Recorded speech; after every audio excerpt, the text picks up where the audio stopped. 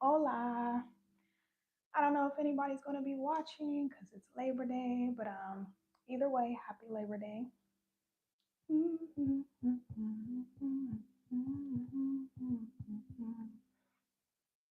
I love myself. I choose myself. I am going to go ahead and just get into the message. I probably won't be on here long, and this is my first time going YouTube live, so please just bear with me. And hopefully, you guys can hear me. If not, I apologize. Like I said, this is my first time going YouTube live, so yeah. Um, just like God is real, that dark force that some people call the devil is real too.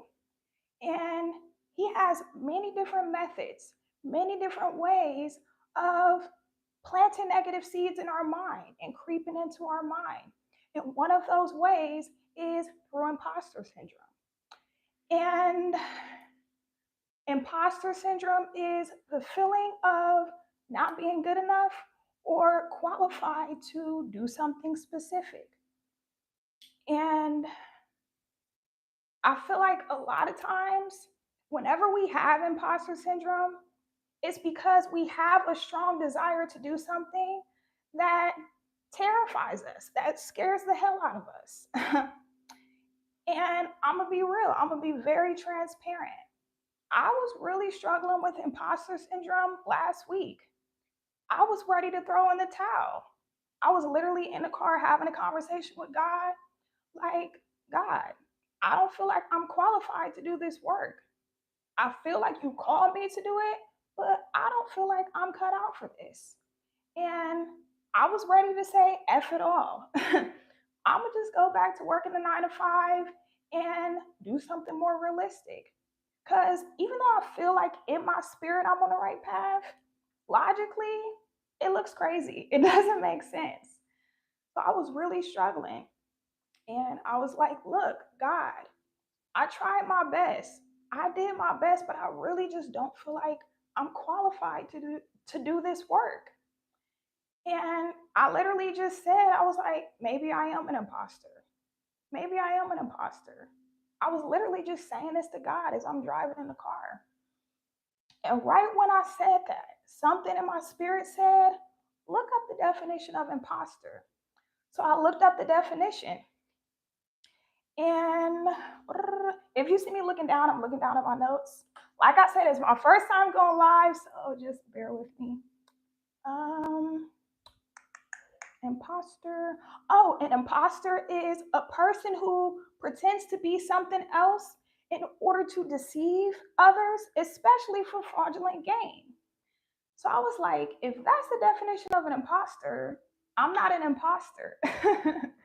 Because it's not like I'm just copying off somebody else or trying to be something I'm not. I'm doing what God has called me to do. I'm following my heart. So that in that moment, I realized, Kyla, you're not an imposter. It's just that when God calls you to do something, it's going to be scary. It's going to be terrifying. But that doesn't mean you're an imposter. This passion that I've always had to teach and help people has always been there. That's because God put it there. I've tried all my life running away from it. But God would always tell me, you're meant to be a teacher. You're meant to speak in front of people. But I'm like, me? With my little shaky voice and my anxiety, I don't feel like I am qualified to teach or help anybody. But all throughout my life, I ran from this gift because it terrified me. Even the prophetic dreams that I've had over the years have terrified me because unfortunately, I had two dreams of two family members dying and they ended up dying. And I've had this gift ever since I was a kid. I've had so many prophetic dreams throughout my life. And there was a point in time where I told God, like, can you please just take this gift away? Because I feel like it's a curse. And as I got older God started to reveal to me who I am, the woman He's called me to be, that's when I was like, you know what? I'm not running from it no more. I'm going to do it scared and all. I'm going to feel the fear and I'm going to do it anyway. And if there's anybody watching who has struggled with imposter syndrome, or you have this strong passion and desire to do something, but you just don't feel like you're good enough, I just want to let you know you are not an imposter. You're not an imposter for wanting to follow your heart. You're not an imposter for doing what you feel in your spirit God has called you to do.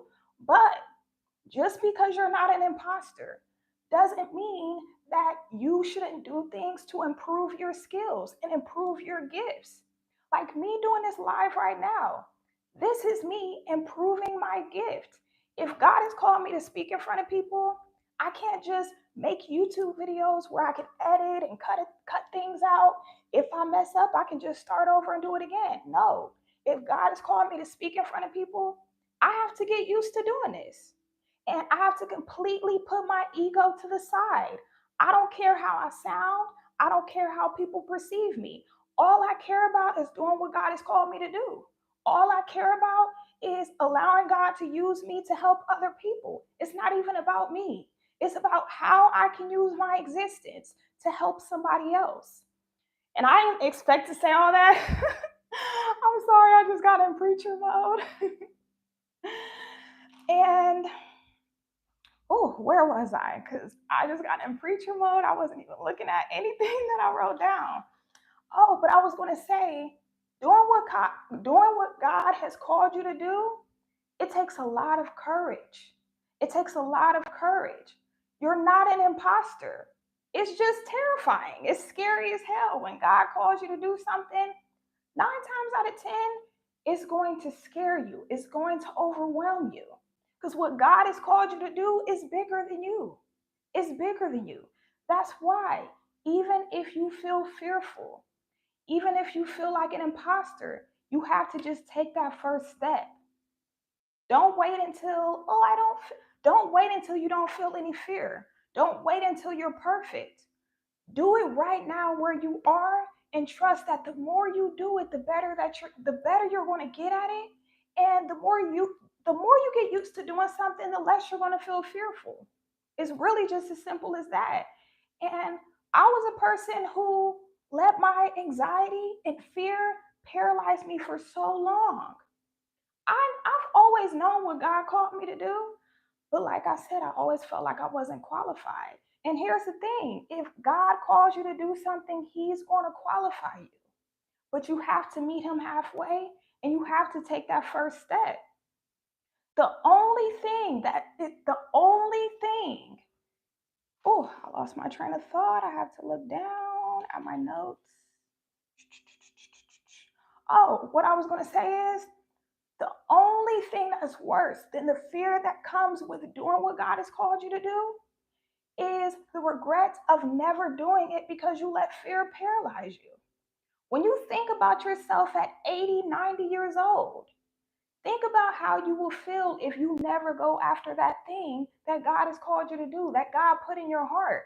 The desires of our heart don't come from nowhere, they come from God. So if God puts a desire in your heart to do something, you have to do it. Because if you don't, if He blesses you with longevity and He blesses you to live an old age, you're going to die with regrets. And I don't know about y'all, but I don't want to die with regrets. I want to die on empty. I want to give life all that I had. I want to serve. I want to help people. I want to give as much as myself as I can. That's it. If I'm not able to do that, and if I'm not able to fully express myself while I'm here on earth, I know that when I grow old and I'm near the end of my life, I'm going to regret it. So I say all that to say, if you feel like you're an imposter, if you feel fearful, but you have this strong desire to do something, but you've been procrastinating, you've been putting it off, feel the fear and do it anyway. Feel the fear and do it anyway. And like I said, just because God has called you to do something, that doesn't mean there's not more work to do. Like I said, me doing this is me getting used to speaking in front of people. Because I know as much as I don't want to accept it, I know God has called me to speak in front of thousands of people one day, but I have to work myself up to that. God even told me to start reading books about speech so I can become a better speaker. He told me that I need to work on my breath and start doing some breath work. Because ever since I was a kid, I've always had very shallow breathing, and that's due to anxiety. But yeah, he told me that's something I need to work on too. So feel the fear and do it anyway, but also do whatever you have to do to improve your skills and improve your gifts. And yeah, I love you guys. If you didn't get if you didn't get to watch it from the beginning, I will make sure I have the replay on my YouTube channel. And yeah, if you need some coaching, if you need life advice, if you need spiritual guidance, if you need help healing, I would love to work with you. I think I'll be able to put my website in the description box after. Like I said, this is my first time going live, so I don't know what the hell I'm doing. But yeah, my website should be in the description box after this. So yeah, I would love to work with you, and I don't want to ramble. So yeah, I'm gonna just say bye. I love y'all. Have a blessed Labor Day, and see ya. How do I end this? I don't know how to end it, guys. How do I end it? Can somebody tell me how to end this? Oh my God, I'm just reading the comments. Very powerful message. Oh, thank you. How do I end this? I don't know how to end this. I don't want to delete it though. I don't want to delete it, but I don't know how to end it. If there's anybody watching, can you guys tell me how to end this? I want to make sure I don't cancel it. Do I share it? Is there anybody in the comments that can?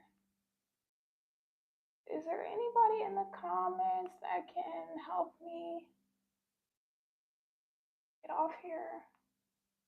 I know it's a couple people still watching. If y'all can, if y'all can tell me how to end this live without deleting it. Oh, goodness gracious. I guess I'm gonna just go ahead and exit out. Okay, bye guys.